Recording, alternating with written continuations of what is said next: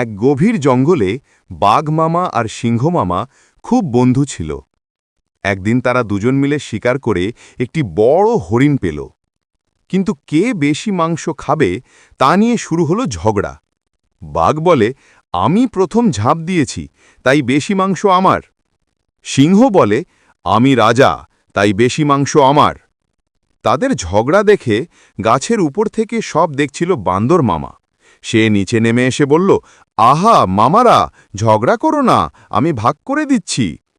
বান্দর মামা মাংসের টুকরোগুলো এমনভাবে ভাগ করতে শুরু করল যে একবার বাঘের টুকরো ছোট হয় তো একবার সিংহের, আর প্রতিবারই সে বলে, এটা তো সমান হলো না, আর একটু মাংস নিজের মুখে পুরে নেয়। দেখতে দেখতে মাংস প্রায় শেষ। বাঘ আর সিংহ দুজনে হাঁ করে দেখল তাদের ঝগড়ার সুযোগ নিয়ে বান্দর মামা নিজেই প্রায় সব মাংস খেয়ে ফেলল।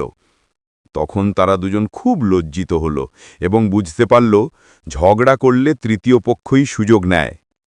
নীতি কথা, ঝগড়া করলে লাভ হয় না, অন্যে সুযোগ নেয়।